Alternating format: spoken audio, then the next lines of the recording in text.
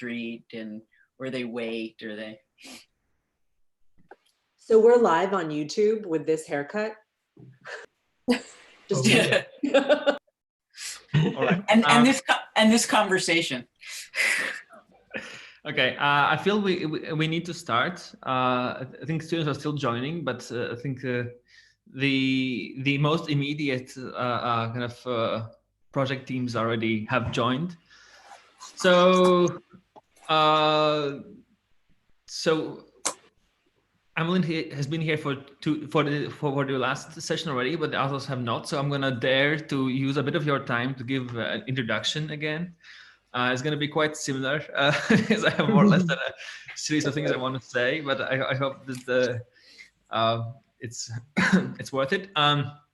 So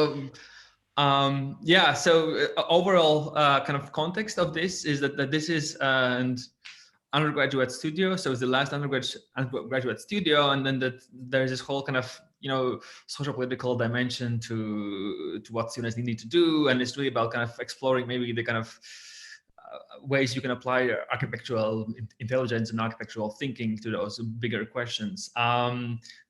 This year's so-called Wallenberg Studios kind of theme is called From the Margins, and it really explores the kind of margin as a place of resistance, not just in terms of physical space, but also in terms of ideas and maybe kind of frameworks. And then what in our particular section of the studio, what we have been focusing is kind of idea of degrowth and shrinkage and subtraction in architectural terms, and what could this really mean? So yesterday we had a big conversation about, how do we conceptualize that? And I think you will see today that there are a few different scenarios how you can kind of approach this idea of maybe, let's say, decommissioning architecture with a particular agenda. We use the city of Houston as a backdrop for this exercise, which is, I mean, a lovely city, but also kind of it indicates many fundamental, maybe kind of problems that are underpinning our kind of current socioeconomic kind of carbon-based model in which we all live in. Students were tasked with, I would say, a very difficult brief, and we also saw that yesterday that it's difficult to kind of find the right tools for that, but nonetheless, I think it's quite interesting results. So what they had to do is they had to rethink the way that they kind of produce an architectural project. So instead of a blank site and some kind of structure or intervention proposed on that site, they really had to kind of start with an existing kind of, let's say, survey or inventory of, let's say, kind of both ecological, economic, and maybe ideological kind of, footprints of existing fully operational buildings. And then they had to propose, let's say, an architectural counter project to those selected buildings.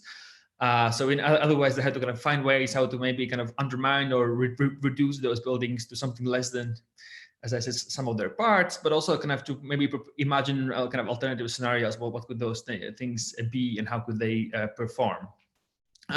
It was difficult in a way because we started in January, and all this whole premise seemed very hypothetical, very abstract back then.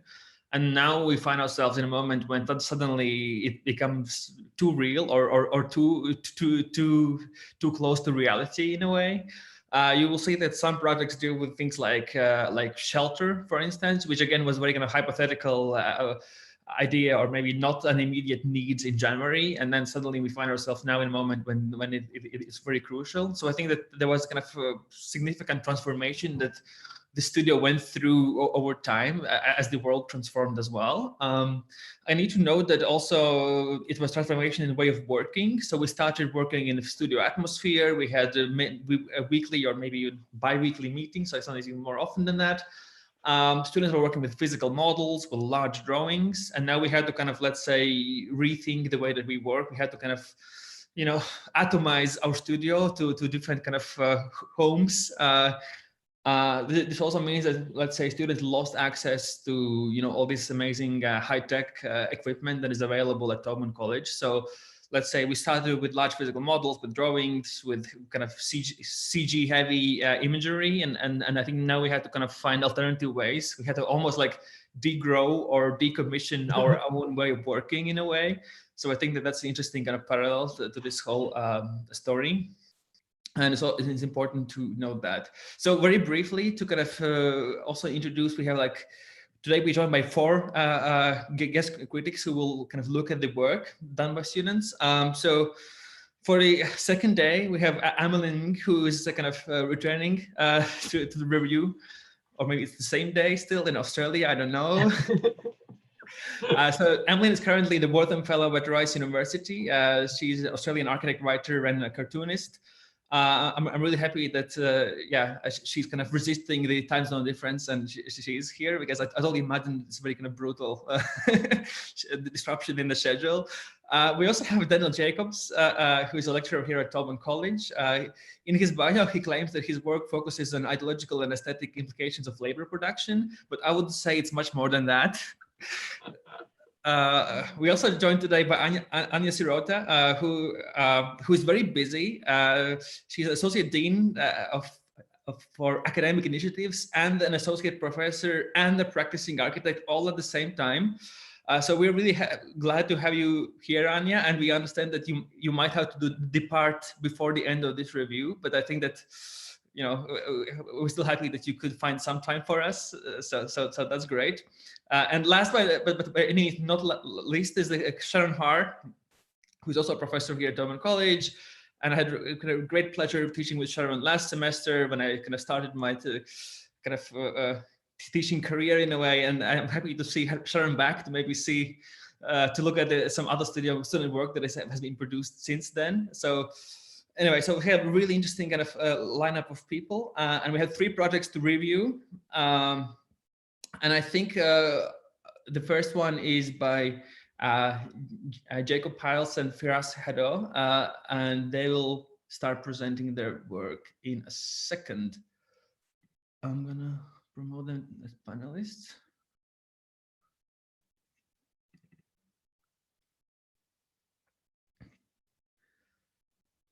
So the overall plan is about 10 to 15 minutes for presentation, and then about 25 minutes max for kind of comments. So we're gonna have to move fast, but I think it should be plenty of time to go through all the material. We're also live streaming on YouTube. So in case some YouTube subscribers or viewers want to kind of ask any questions, I'm gonna be monitoring the comments box, and I'm gonna try to kind of communicate that to the people who are involved in this conversation, and the other way around too. I see Jacob has joined us already.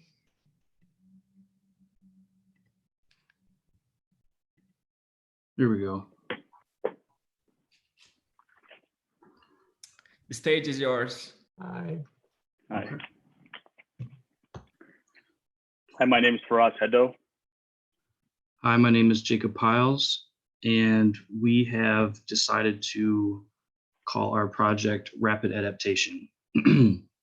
With Houston, Texas being used as the location of our decommissioning studio this semester, we have decided to focus on decommissioning part of the NRG Stadium and implementing shelter space in the existing structure. The NRG Stadium is currently used for a variety of large-scale events, resulting in a large carbon footprint. By removing all of the suite spaces and some of the seating, we can add emergency shelter space and increase the efficiency of the building by having events and shelter space working at the same time. Houston often faces a variety of natural and man-made disasters, and we believe that the space and infrastructure that the stadium has to offer will serve the purpose of the shelter very well. The NRG Stadium is located far enough away from the oil refineries that have the potential to spill or explode, making it a safe location for an emergency shelter. We have reprogrammed and removed some of the stadium to place semi-permanent shelter modules that can be rearranged and moved around the stadium to accommodate a variety of disasters. The stadium also has a lot of space on the field that could be used for emergency shelter space if needed.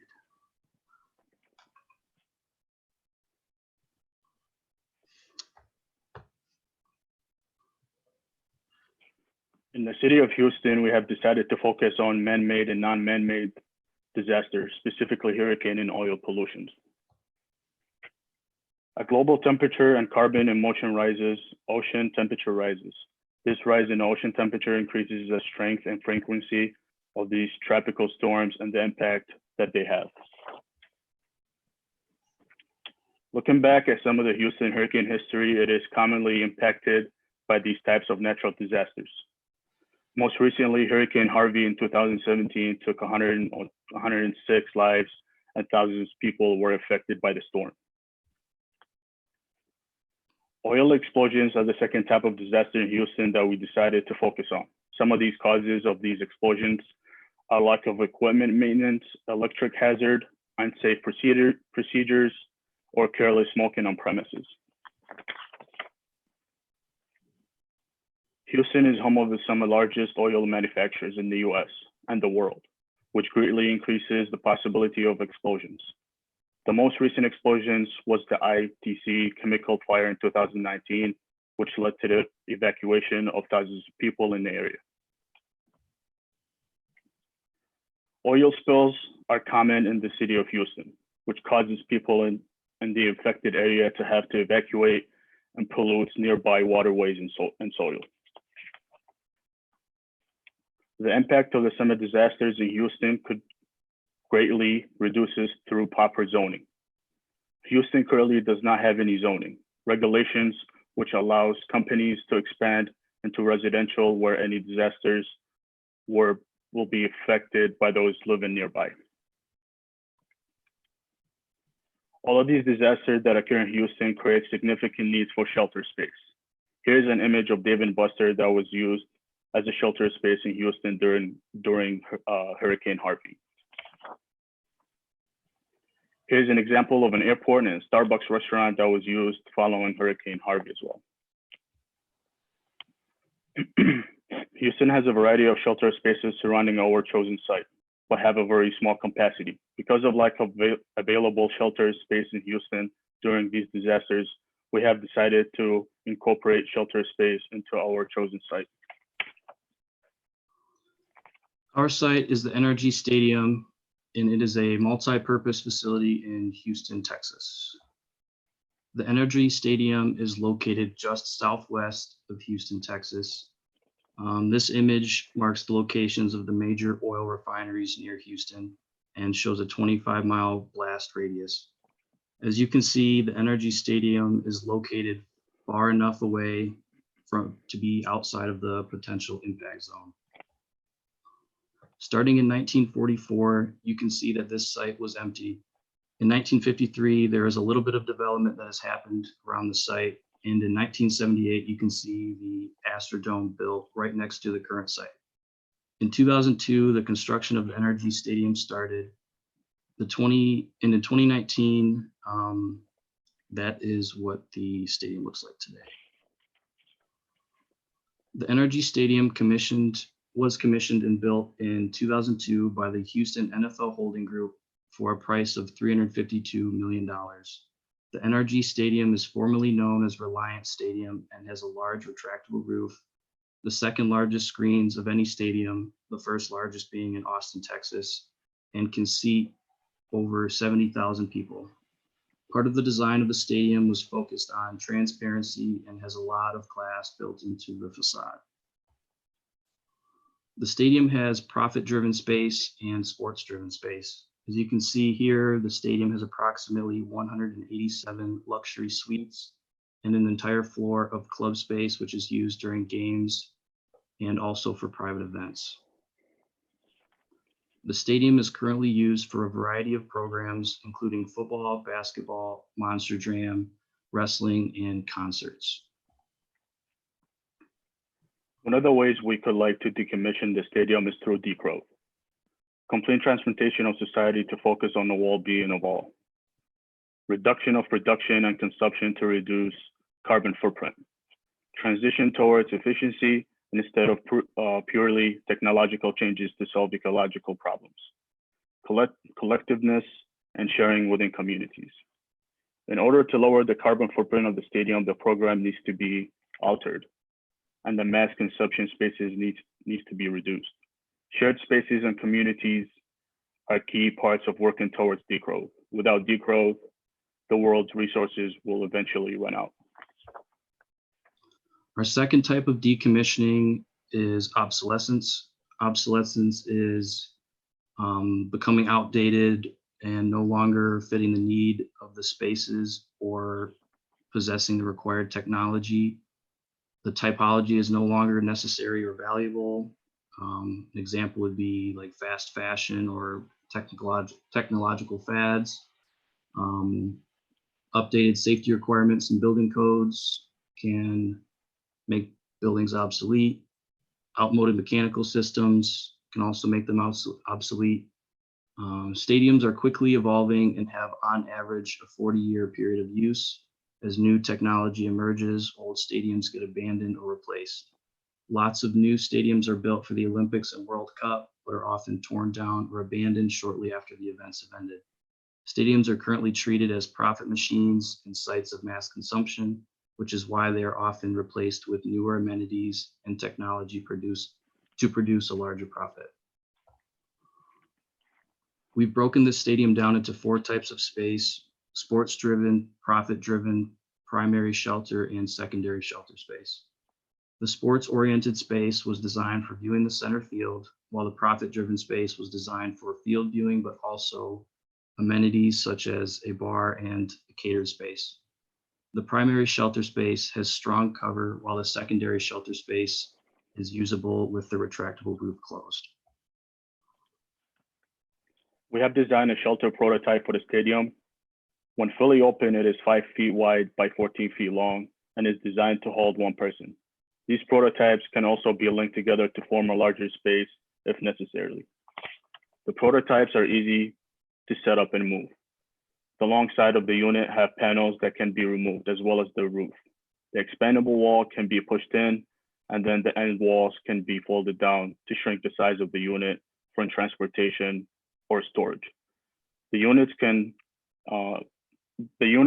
also come equipped with wheels to make them easy to remove around the stadium. The bed inside the unit can be stored in the compartment below when the unit is fully collapsed. The unit also has a couple tables that can be propped up for use. This unit is 2 units joined together. The panels of the long side can be removed from one side of each unit to allow them to be pushed together and joined. The removed panels are the same size as the roof and can be stored on top of the units. This unit is 3 units put together in the same way as the double unit. This larger unit allows for some customization of the layout of the beds and other items. Because this arrangement has 3 doors, the beds can be arranged in a way that blocks some of the doors while opening up more spaces at the center of the unit. We have decided to decommission the profit-driven space inside the stadium and insert our shelter prototypes. In order to decommission these spaces, some materials need to be removed and added to the stadium. Materials in the club space and suite spaces, such as glass and walls, need to be removed from the space to make room for our proposed shelter units and shelter materials. By removing the club level walls, we can fit more units into the space and hold more people. On the club level, with the extra unnecessary walls removed, we can fit approximately 300 shelter units. These are the walls that are currently in place for the suites. These can be removed to fit more shelters into the space. And each suite level can hold approximately 300 shelter units. And here is another image of the suites in their current state. And here is an image of the suite levels with the shelter units during a football game. This is part of the process of adding the shelter prototypes into the stadium. Multiple units can be transported at a single time into the space. Here is a view into the stadium from the outside with the proposed shelter units in place.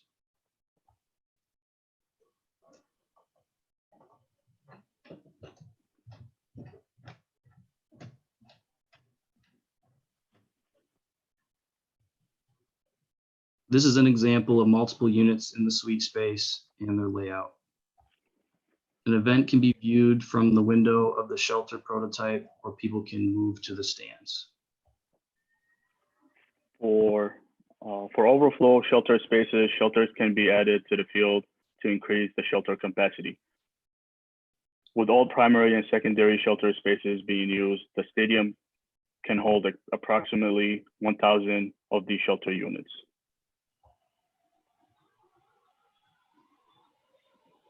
Here's a video of moving through the stadium with the shelter units in place.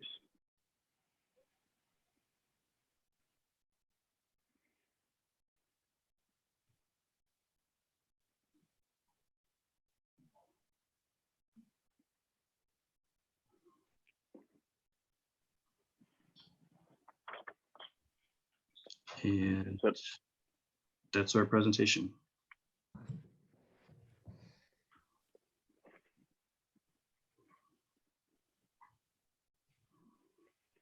Great. Thank you so much. I guess I'll jump in. My first question is, I guess, about you chose a building typology that already probably has decommissioning plans set up. The way that you even articulated how sports arenas have a very short shelf life. I'd be curious to know like what the plans are for that kind of building. And also, I know that like I think NRG was used as a shelter like during Harvey. For I just looked it up. It was like 10,000 people. It was the capacity of the stadium for. And so it's interesting because I think you're proposing a sort of decommissioning program that already is like latently embedded in the design of any new stadium. And I'm curious if you sort of did any research to sort of see how they were proposing it would it just be demolished after it was used, or would it be sold to another team, or what are the kind of baked in decommissioning processes that already exist? Maybe this is like the wrong sort of way to start the conversation, but I'm curious. So we looked at so typically in Houston, they just kind of rebuild and rebuild and rebuild. Like the Astrodome right next to the NRG Stadium was used during Hurricane Harvey as a shelter space, but the NRG Stadium was built to replace the Astrodome. And then when it was replaced, it was just abandoned. They've tried to remodel it or find other uses for it, but they've never had approval from the city to do so. So it mostly just sits empty. So our thought was, because of that, like maybe eventually when the NRG Stadium becomes obsolete, the same thing will happen. It will just get replaced and then it will just sit abandoned. So what we're trying to do is incorporate that shelter space now so that it can serve a larger purpose before that happens. Does that answer your question? I think so, yeah, a little bit.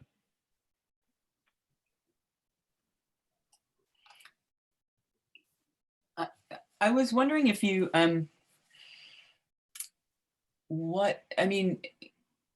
from the perspective of a kind of logic of your project, right? There's a logic to it and a kind of logistics as well.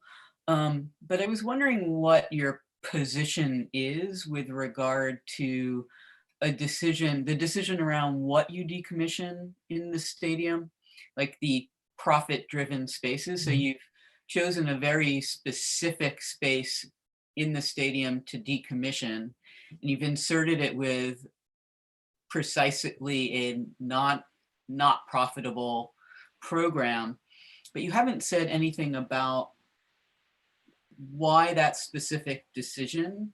If there's what are you trying to say something, or was that just convenient? Well, so I think with stadiums, they're typically, the main focus is profit, and that's why they're rebuilt so often, rather than just the sports or the events that are taking place there. So the idea behind, we're trying to shift the focus from profit to just enjoying the event and also getting the most use out of the space. So because this will also, if profit's taken out of the picture, then it also eliminates the need for constantly rebuilding the stadium with this new technology and even bigger screens and all these other amenities that come with the new stadium. So it's just trying to shift the focus of what it's used for, and I guess the intentions of like when a new stadium is built. So that's why the NRG was built, just to fit more people so that they could make more money. And probably, hopefully, like this message will be sent out to the rest of the world, not only like the city of Houston. You know, like in the Olympics, they built a bunch of like the last Olympic, I don't know, like a bunch of stadiums were built just to fit in as much capacity as possible. And then after 1 year, all these stadiums be left out. So Yeah, and a lot of those, sorry, go ahead. Oh, no, go for it. yeah, go ahead. And a lot of those Olympic stadiums are also built in areas that can't really support such a large structure. I mean, if they build a stadium that can hold 50,000 people in a town of 10,000, then it just doesn't really work. It's hard to reuse that space for another purpose. I mean, yeah, just to jump in there, I think to me what seems to be striking about Stadia, just in general, and your kind of interest in questioning the kind of the motives, the kind of all of the kind of drivers for Stadia being built everywhere and rebuilt, and this kind of like strange absurdity of it's like a kind of convention centers that get larger and larger, and this kind of strange kind of vacancy of space. I think the question maybe is about shifting the terms of debate from like capacity, from how Stadia are always kind of talked about in terms of their capacity. 10,000 people can whatever it is. It's always about like kind of the size of the spectacle, the size of the spectator volume, and in a way, what your project. I'm curious to hear from you what your definition or redefinition of capacity versus something like a collective or like a solidarity between people who have been displaced. Like what are you changing there? Like, is it just about numbers? I don't think so, because your design is kind of really trying to unpack the ways in which their lives have been made precarious through events not of their own choosing, right? So there's a very big shift to me, it seems, between spectator and the kind of like the kind of in like what would happen in a disaster situation. So maybe if you could unpack a little bit what kind of capacity and like what that means to you and the architecture, and how maybe like thinking beyond the unit or the module, like a person as a unit, what kind of spaces between. I saw you started joining these modules together and creating new kinds of relations between strangers. I think we're trying to focus, or I guess shift the focus from like capacity and like individual units to more of the degrowth that we mentioned, just as like a slow transition to go from this space defined by its capacity to a community-based space,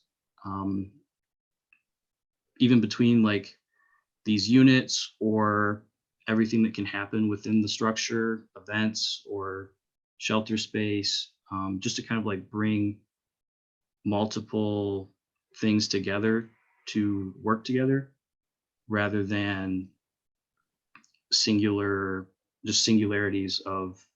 that are broken down into its capacity. If that's clear, I'm trying to. Yeah. Okay.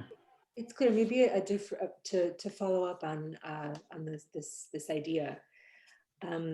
There has been a lot of research and a lot of work done on the reappropriation of sports facilities into all kinds of civic infrastructure in crisis scenarios. And more recently, people have been thinking about how these kinds of superstructures can also participate in democratic process.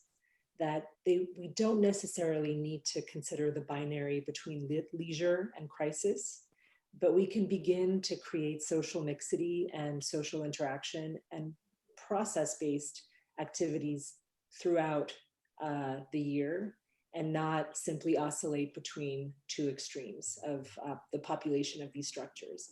So I do appreciate the way you set up your argument and your project, and the way that you clearly illustrate how decisions are made on an urban scale. And then when we zoom into your project, I wonder if it might not benefit from a more nuanced understanding of how this space can be used in the quotidian by a multiplicity of actors who are participants in the reconstruction of their civil society, and not just either victims or consumers. So I'm wondering about that. And then if I become, like super excited about detailing, which rarely happens to me, but suddenly I am in your project, because you're packing a kind of thickened poche into the structure of this sports arena that can deploy. And there's also quite a bit of deployable architecture that has been worked on that's much more light-footed.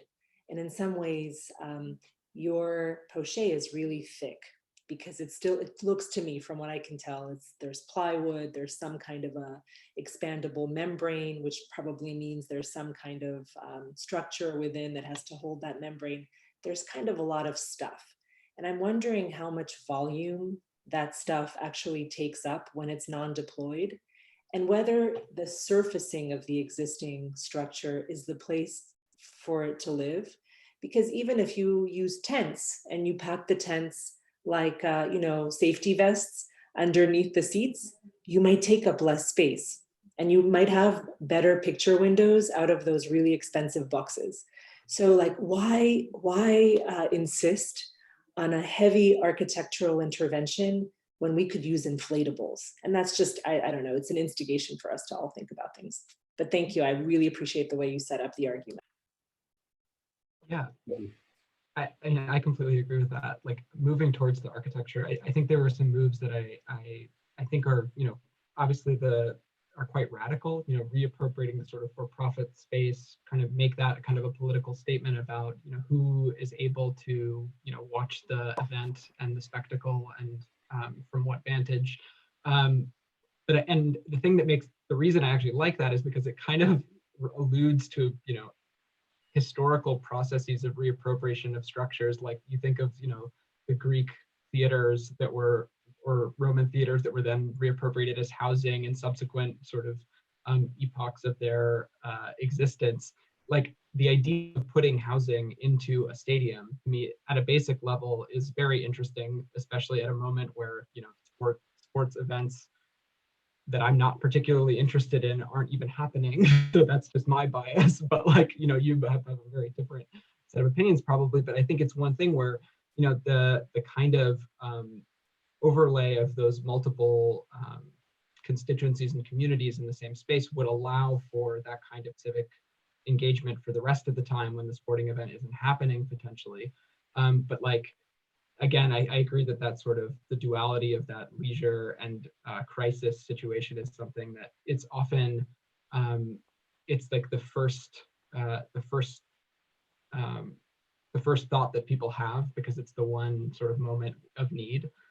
So I do think that the thing that your project needs to focus on more, and you were starting to get to it with some of the details, is the sort of new way of life that exists within these spaces. Like you showed in your representation through, contemporary digital software, a kind of mood, a pervasive mood. We had rain, in the foreground with lonely people looking out into the parking lot. Like, to me, like, it's maybe not about convincing us that the way of life is better inside or good, because you are talking about a crisis scenario, but what are the sort of, if we're looking at a future where this could be a reality, what opportunities exist other than just remove the wall to make more space?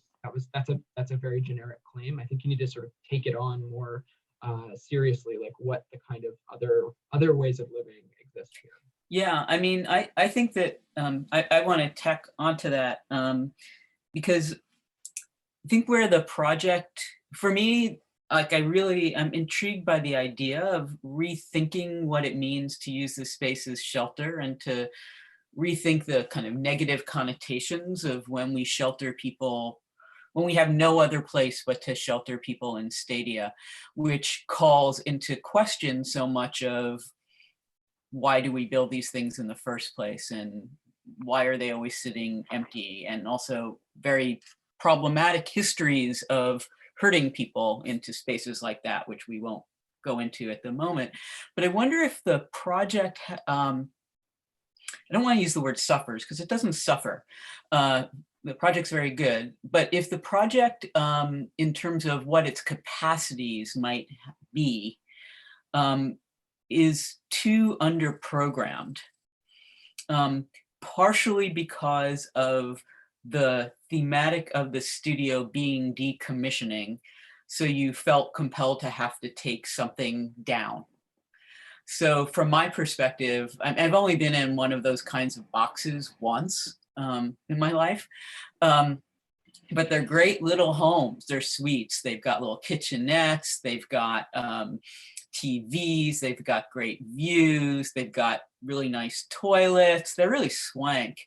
And in a way, I could live in one of those, right? So like, my question might have been, to what extent in decommissioning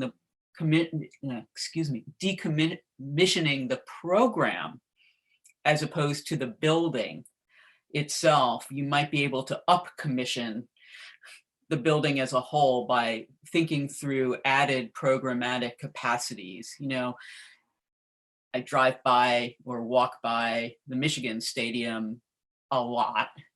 And, you know, we use that space, I don't know, like 8 times a year. It's insane. And it has a lot. So I'm like wondering whether the potentials of the project got a little bit stymied by the word decommission. And where you've, for me, the better word, which is a word you've used, is capacity. And so what capacities does this space have? How could you fill it? Like Anya was talking about Poche, kind of starting to think what would happen if you literally built inside either this stadium or the Astrodome, for that matter, and then decommissioned around it. What would you end up with? So I guess I'm just saying, I'm just trying to push you further in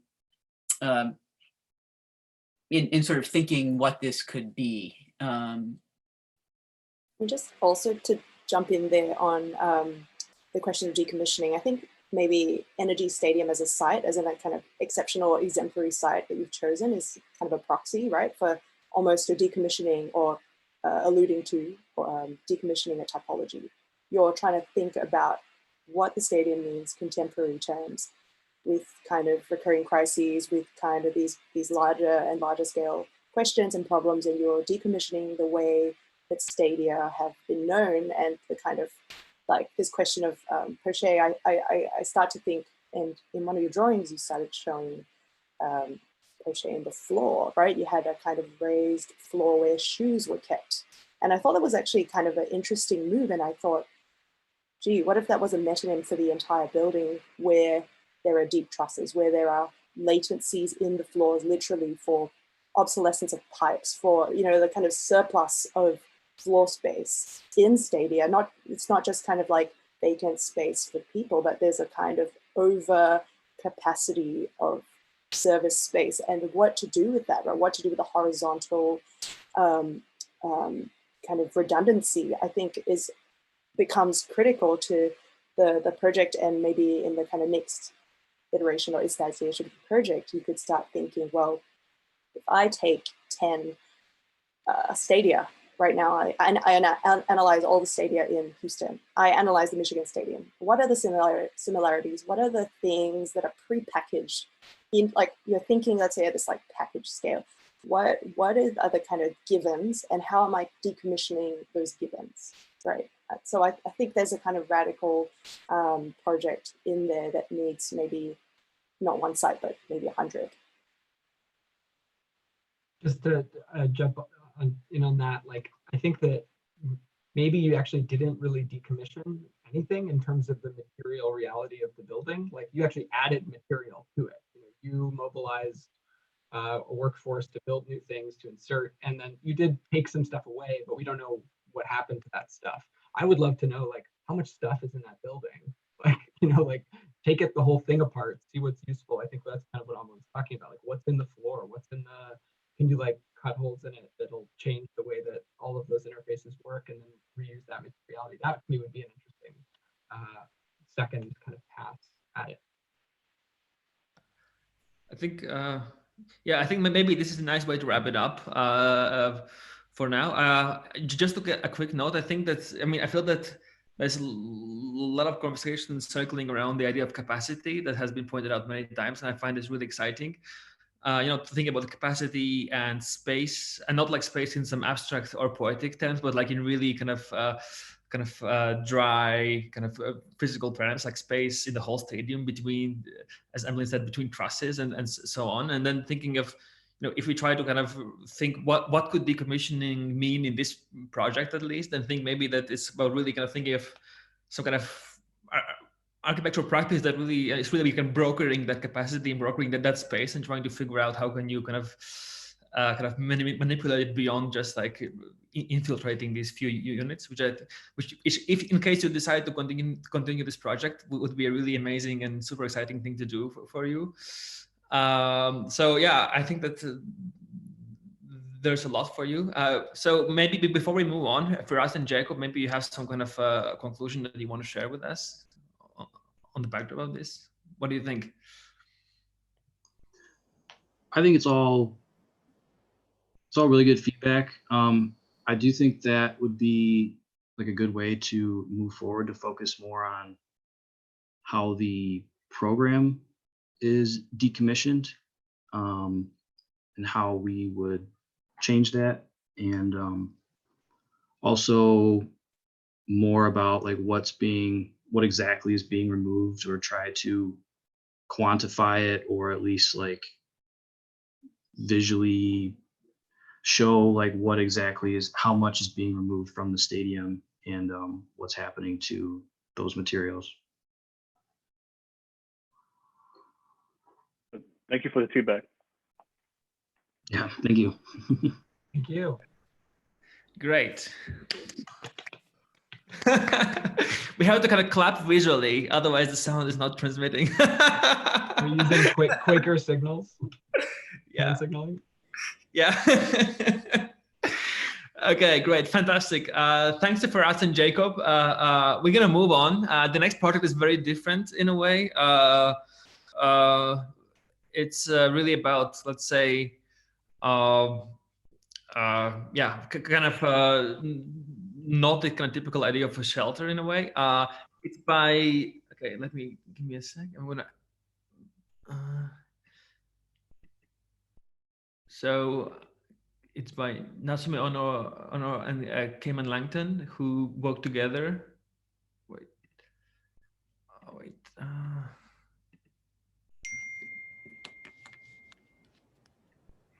All right, so they are decommissioning an industrial site in a very specific way. We also had a project yesterday that tried to do that, but I think the one that we see today is different.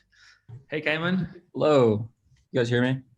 Yep. I'm trying to.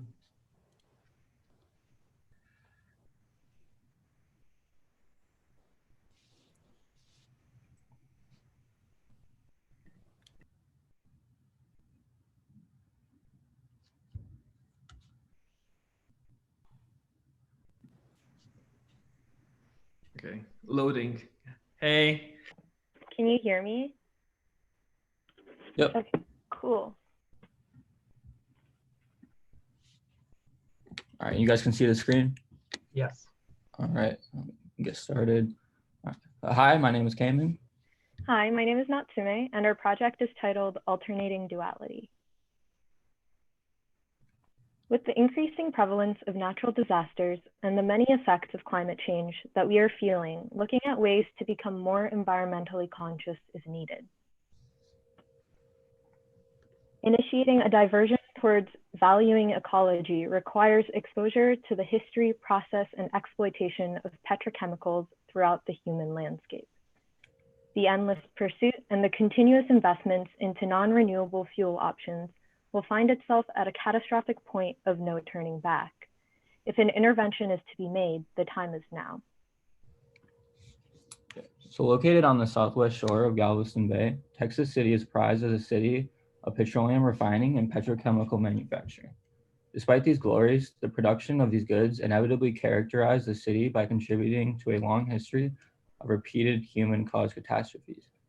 We find ourselves in this project at Texas City Marine Terminal, a petroleum coking refinery operated by Oxbow Corporation, one of the world's largest producers of petcoke. And this is petcoke. It's a byproduct of the oil refining process that can be used as a fuel source, much like coal. And because it is a byproduct, there are many misconceptions that the use of petcoke is better than mining new sources of energy. However, the negative impacts of petcoke far outweigh the positive tales that are told.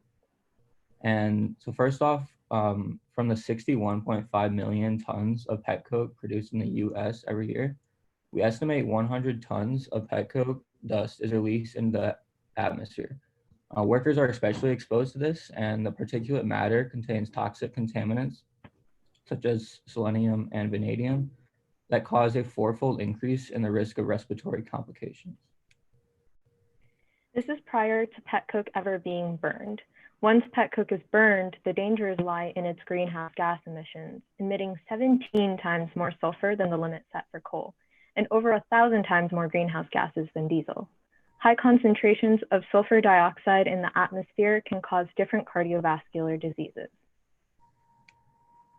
The dangers of petcoke are present in all its phases, from oil extraction, coking, transportation to use. When petcoke is produced, it is often stored in open piles before being transported to its end user. In Southwest Detroit and Southeast Chicago, low-income neighborhoods have coking facilities that store petcoke in open piles like this.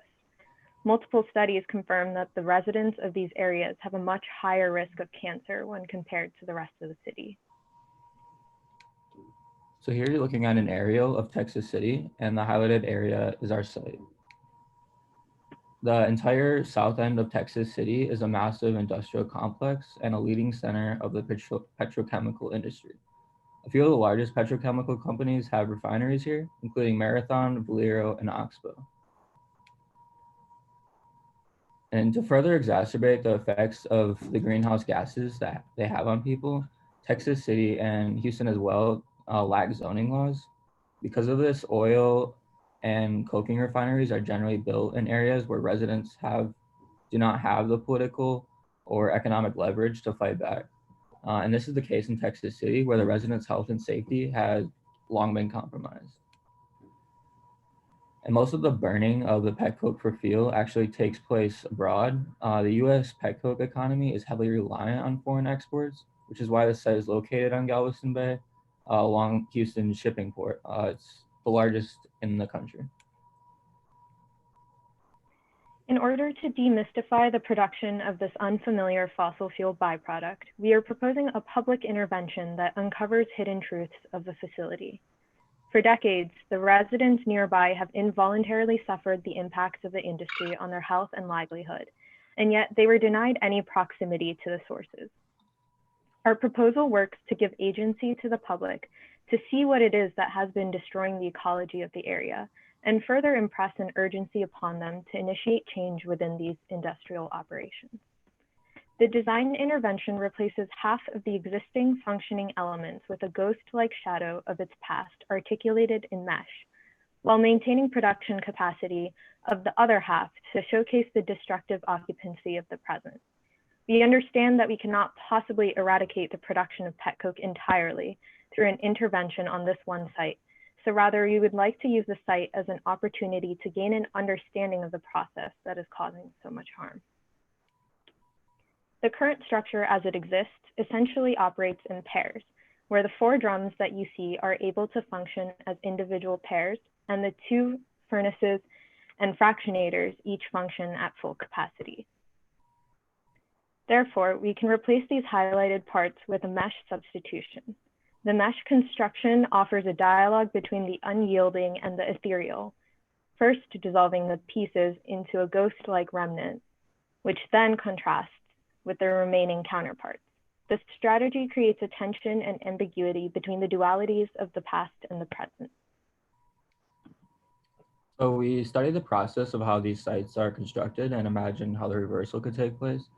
These structures are assembled in a cost-efficient manner using prefabricated parts with bolted connections, and this allows an ease of dismantling. And so upon arriving at the site, layers of protection are offered to guarantee the safety of visitors. And while they are free to choose how much additional protection they would like, they're informed on the health risk of exposure to the petroleum coking process. And this is one of the heaters after it has become replaced with a mesh structure.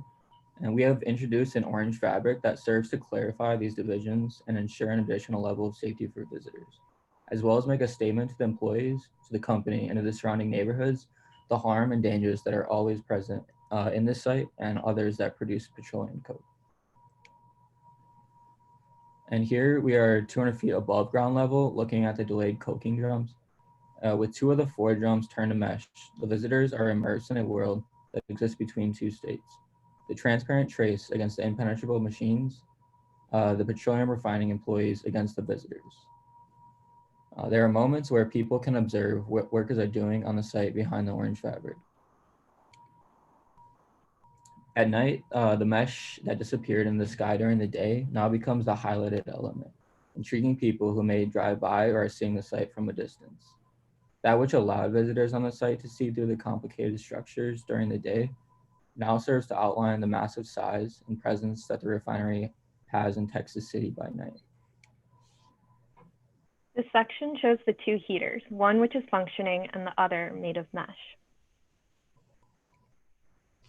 Here, the mesh structure only allows the exploration at the ground level, allowing people to see the monumental scale of these objects, while workers on the functioning heater climb up ladders to continue maintenance of the coking process.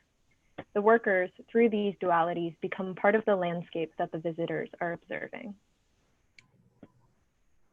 This is a section of the 4 drums and the main tower that holds them. The mesh drum allows views through the previously solid drums, whereas seen on the left are still constantly producing the final form of petcoke. The various levels of the tower are open to both the workers and the visitors in the same manner, allowing the visitors to experience the full vertical extent of the site. The deposited petcoke is seen in the plan in this large pile that accumulates next to the tower. The people are encouraged to walk around the site to freely explore what interests them. So one of the highlights of visiting the site is to see the production of petcoke and experience close up the scale of the pile of the product. Visitors can see the constant accumulation of the product and examine the dirtiness of the material.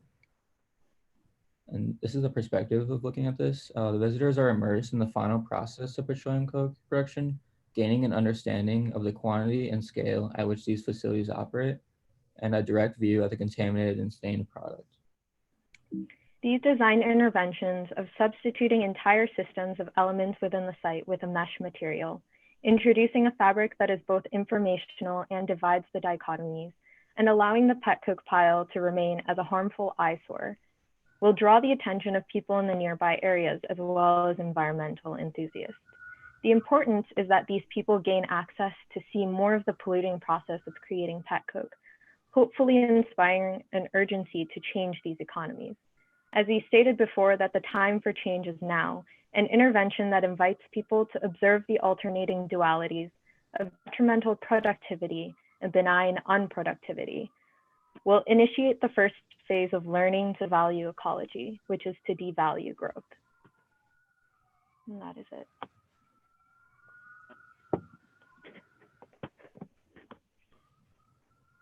Thank you.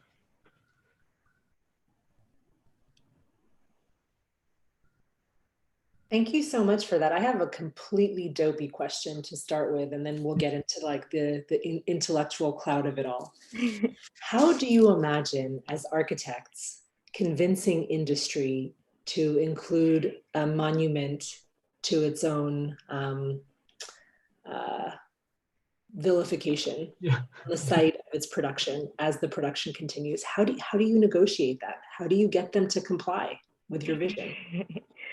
That was something that was probably the main struggle of all of the design decisions that we've been making all semester. And I think to some extent, we were thinking of this more as like an installation, for example, like something that sort of takes over what is there, and it's now in our agency to make these changes rather than the corporation, which I guess I don't know the mechanics of that or like how that would take place, but we were also kind of going off of the fact that production of pet coke is decreasing due to like exports abroad, where like they're being burned in India and China, but those countries are also realizing that this is really harmful for the residents who are nearby, like the cement factories that are burning the product. So they're like actually putting more policies into place. So maybe that sort of degrowth could be the sort of background in which we come in and operate on the site. Yeah, it's like it takes place at a, oh, sorry.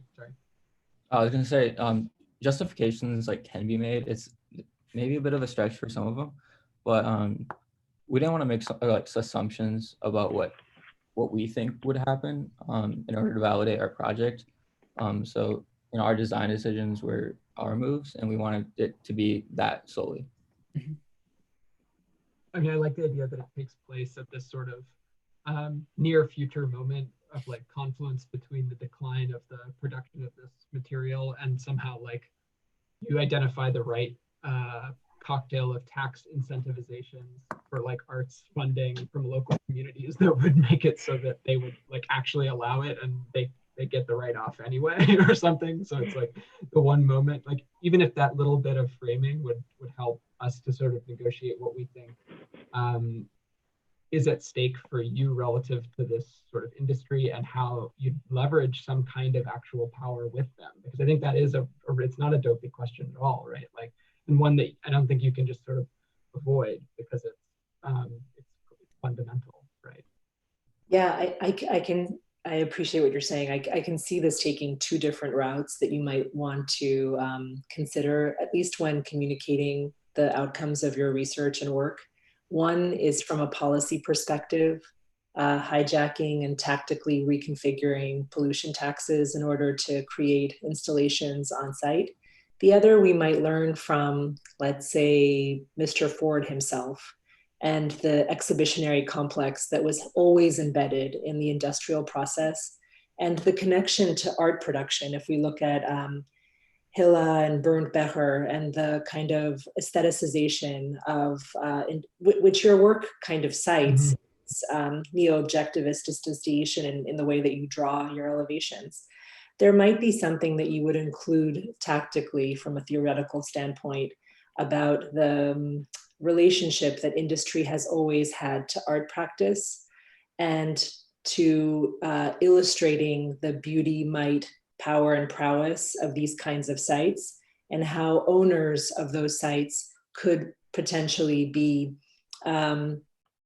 folded into a more tactical approach to communicating the dangers and the research that you've included. In which point I would probably dial down some of the didactic exhibitionary aspects of your project and keep it a little bit cooler and assume that you deliver that information in another underground publication or other matter or digital otherwise, so that there's a dual relationship to delivering on the experience and on the dirty business that's in back of it. But yeah, I love that. Well done. That just made me think of you said Ford, like when Ford commissioned, I think Charles Sheeler, the photographer, to to photograph the Ford River Rouge plant. I think it was for Vogue or for some sort of fashion magazine. And like he took this series of photographs of the workers on the interior, the sort of fetishization of the machinery, painted it in a complete, it was like he was a product photographer. So he was looking at these giant machines and factory systems as these like beautiful objects. Yours had a similar patina, the way you were sort of representing those, that machinery. And I think it's dangerous and potentially a place of agency relative to that. Or that Ford from the very first factory included viewing platforms of the workers as well. It was part of the technique of seducing others into loving the process by which products are made and rarefied. Yeah, which is what you see when you look at the murals in the DIA is one of the most strong images in there is the contrast between the viewers brought in and the activity that's going on. I don't know if you've ever actually taken even the tour of the F-150 plant. It's present there too. And there's no didactic there. Just going through it is the exercise. You don't need to be told like that the number of the last day that there was an accident on the site is being recorded, or how fast they're actually moving and how many things they're creating. It's really not at all different from what you see in that mural. And I wonder, in picking up the like dissemination of the idea, the underground, whether you could make more of the elements that are disassembled, and whether you can include or would want to include the sort of systematic scattering of those elements. Because one of the points you make early on is that as problematic as the plants are for the communities around them, the communities that receive the material are equally challenged by the pollution that comes from the use of the material. So I think that there could be a way of linking those two, potentially even, as you've mentioned, global spaces through the artifact that you're acting upon and the deployment of the decommissioned pieces into other locations, imagining them being carried on the very ships or barges that take the material and what then gets done with them when they arrive someplace. I think that sort of building in a little bit more of that global thinking that you talk about at the beginning of the project so well could be brought into the project, in the end. Yeah, just to kind of like go back a little bit and stitch between the like exhibitionary complex of kind of production of kind of workers doing their kind of everyday work and being put on display, and the kind of question, like potentially the framing of decommissioning could be less about showing the decline in production, but actually showing the process of decommissioning the plant. So like if your narrative was about, okay, well, these aren't workers making pet coke, they're decommissioning the plant in a way that is a kind of choreography of decolonizing like the plant itself. So I've like, what is that choreography like? What is that kind of performative aspect of something that is a political statement in a way? You're shutting down a like significant site, right? And it's kind of a spectacle to behold in a certain way, but it does err on the side, I think, when it's still kind of production and these are people who are not necessarily the villains, right? The kind of, the workers aren't the villains, but it's, to put them behind a screen that says kind of like caution, and there's still that kind of me versus you viewing platform type thing. And so maybe the kind of bigger project of decolonizing the plant, which I think you've started to really, in terms of, if we kind of go into the architecture of it, started to really think about ways of subverting the plant. So the mesh substitutions that you mentioned, there's something kind of really interesting. I don't know in your studies of like how pet coke is made, this kind of symmetry? Do they always have two machines which rely on each other? There's like kind of like, you're kind of eliminating a chimney, you're kind of eliminating one of the two, and there's a kind of like binary logic of decommissioning that it seems that you're, you know, incapacitating the machine in its half. And so what does that mean for architecture? What does it mean to kind of make something, to kind of deny it of its original kind of storage nature? Like mesh is this kind of totally ephemeral material.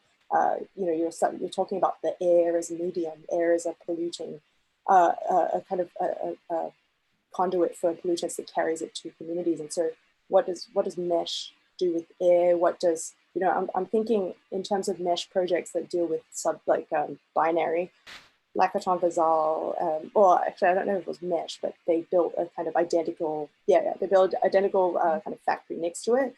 And that brings out the original even more, right? It kind of brings it to the fore. And then Carmody Grow Arts, large mesh structure over the Charles Rennie Mackintosh Heritage Building. And so it's kind of a way of protecting a structure that they could never, and this is different, this is like heritage protection, right? This is a kind of not a critical, not a kind of the polemic that we're talking about, but there's something about mesh, I think, that talks about a former state and a future state that could really like start to be kind of intentional. And I think it is intentional. I also think, I don't know if you in Houston went to the Energy Hall or other sites of actual tourism of, you know, this is the Exxon and BP master plan, and it's completely exhibitionary. It's completely celebrated. There are lights in the displays. There are projection maps. Like, what does that even mean for your kind of new form to sit in this ecology of tourist plant exhibitionary complex, for lack of a better word? Does that make sense? Yeah. I mean, I think that's a really crucial point. Like, I know you guys did a sort of toxic tourism tour of Houston, so which is maybe where this comes from. And I think that, you know, there are a lot of, you know, issues with that kind of that touristic feel. It's not from, you know, BP or from the you know, Oxbow Corporation itself, but you do have to be careful about using a material like mesh and lighting, which is a kind of sort of empty icon that could be read as like glorifying the process, as well as potentially, you know, revealing its kind of its global problems.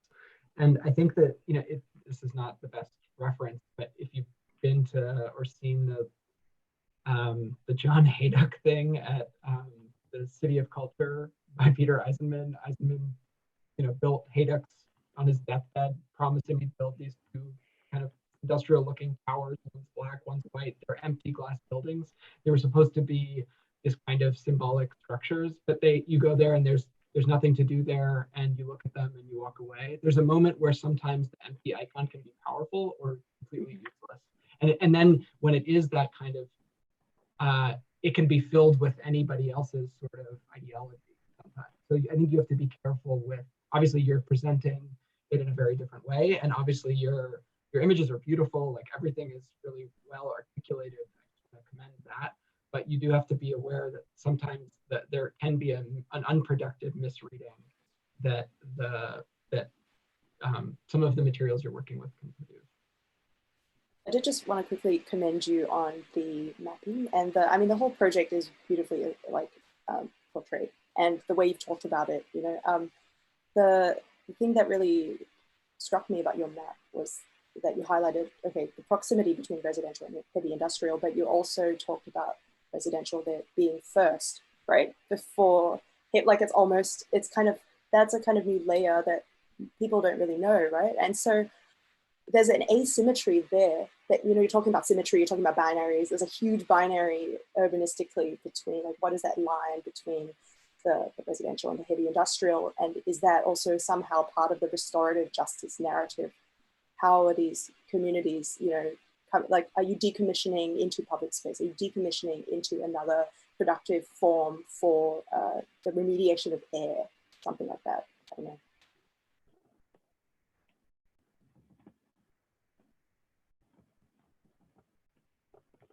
Yeah, I also agree. I mean, I think you identified very well that these kinds of industrial toxic spaces are in sort of, low income frontline communities often. And I think that it would have been good to like layer that back in the way that a kind of touristic enterprise would sit with that kind of community. How are they actually sort of how are you dealing with you mentioned the way that the local community could interface, but, where is their agency relative to the sort of conversation happening around this question?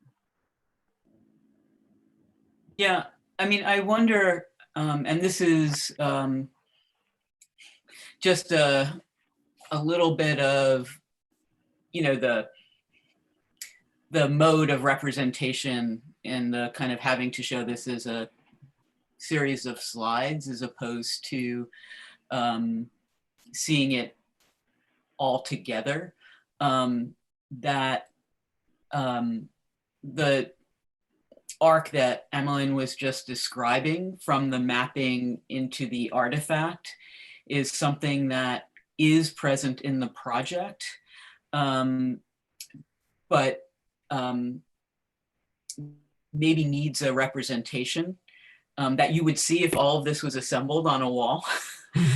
And if I can imagine that very large model you would have made, that would have brought us physically into engagement with the mesh. I can envision that. I'm not going to long for its loss, but I would think about some drawing that brings that opening, that urbanism, that globalism, urbanism, and the artifact together.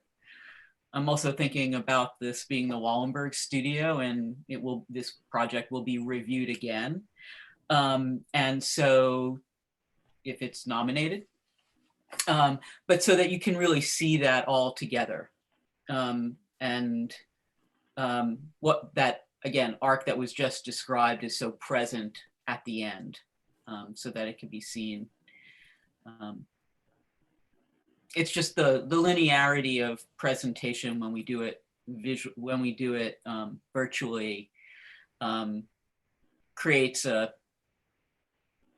this one thing that I really long for, which is seeing the whole representation together, which I know is present in the project. It's just not ever really seen. And I know that the rest of the studio is here too. And so I'll remark that I don't think that that is a comment that's probably just for this studio, for this project, but probably studio wide. Just something to think about with the projects. Do we have time for another note? Or are we Yeah, we do. Okay, I mean, I don't want to, I just want another representational comment. Obviously everything's super beautiful, but there's something interesting about the fact that you did a lot of the representation through sort of technical modes. So like, isometric, elevation, section. I mean, there were some embodied views, but they were also very clean, super well like rendered, clear. I'm thinking of like scenes from like Red Desert by Antonioni, where Monica Vitti's like walking through this desolate industrial landscape, which is a very much a reality of the space that you're talking about. And I also understand why you wouldn't want to use those kinds of modes of representation, but I think it's interesting because it kind of does clean up a little bit what the world you're trying to describe is. And I would be interested to see like what a version of that kind of embodied toxicity would actually look like in the context of your project, because that's the real issue. Is like, do I even want? Did you go to the site out of curiosity? We No. like looked at it from like a From Google very Earth. far distance. Like we drove by very far away. We were driving by, but I think I was driving and everyone told me not to stop because then we get arrested. Yeah, that's what happened to us when we were in there. We did a similar Houston experience once, and we kept getting kicked out in all these places. But like, that's really important too. Like, those are the kinds of things that people don't want you to see what they're doing. People don't want you to know how dirty it is. That's why the Red Desert is such an incredible film, because it puts you way too close to all of that stuff, but pretends like it's not even there. So it's an interesting set of visual methods.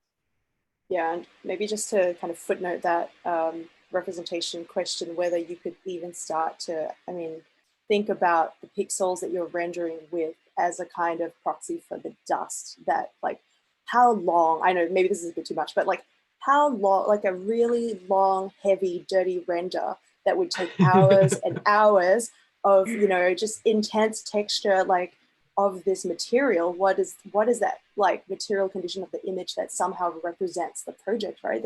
That's a political image making practice in itself.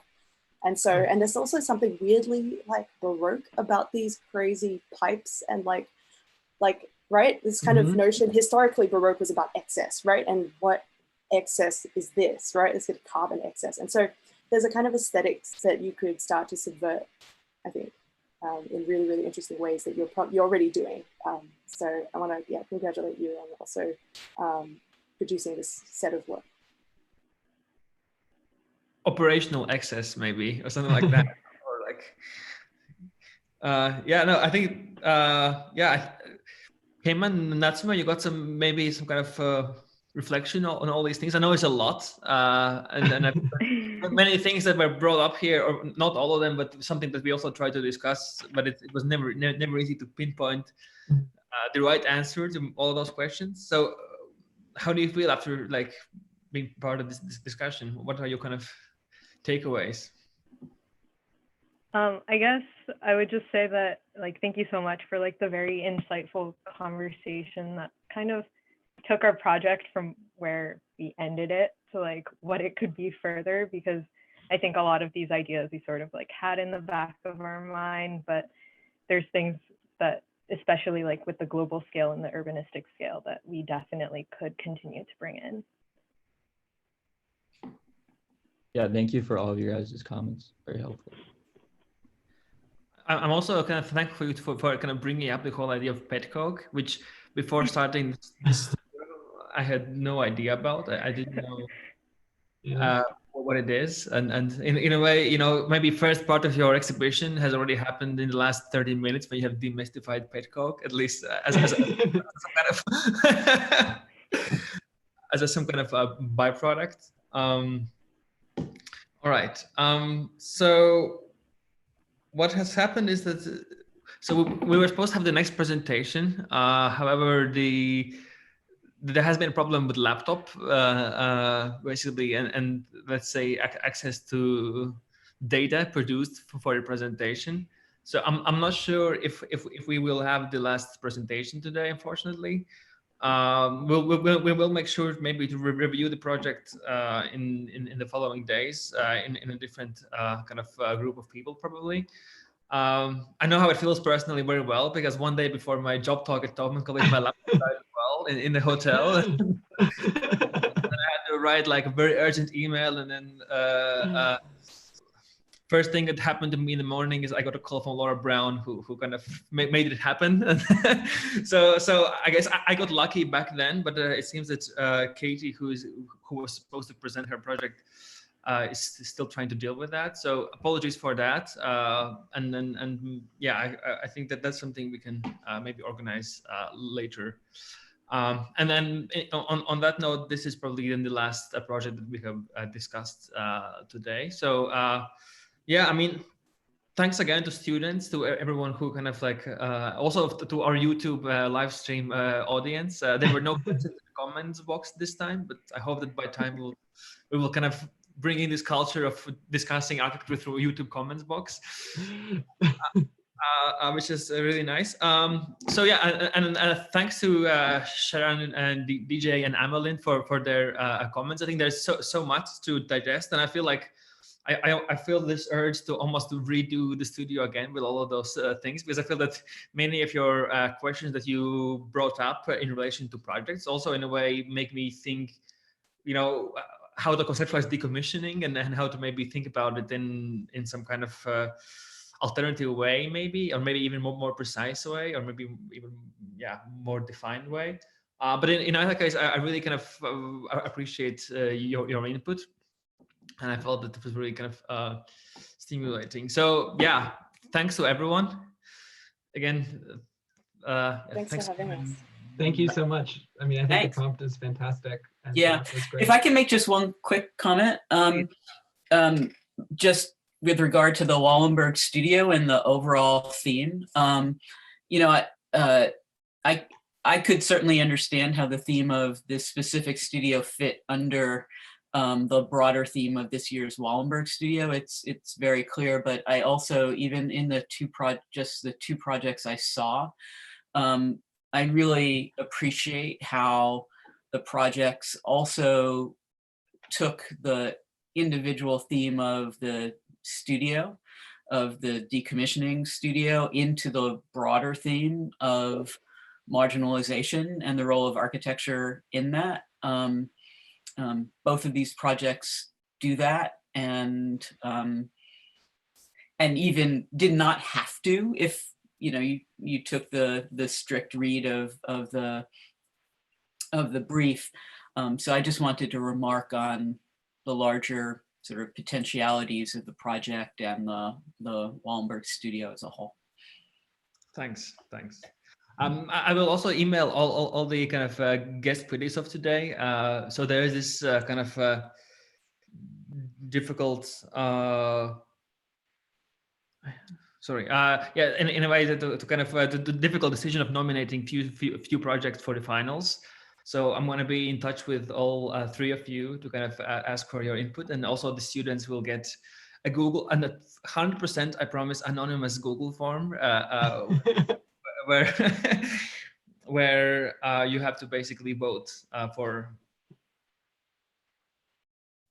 You have to vote for the kind of three preferred projects. You can also vote for your own project, but that depends on how you do the product. Even though I must say that each project was quite well defined so far. So I think these are the last notes, and I've been just like checking that there's like parallel conversation. Oh, you don't see my phone. This No, is it's amazing. so Your dream is to have an I'm just trying to see if we can look at the last presentation, but yeah, it doesn't look like. Anyway, thanks again to everyone, and then I really appreciate your comments, students. I appreciate your work, and then we will be in touch soon. Thank you. Thank you so much. Thank you. It's great. Bye.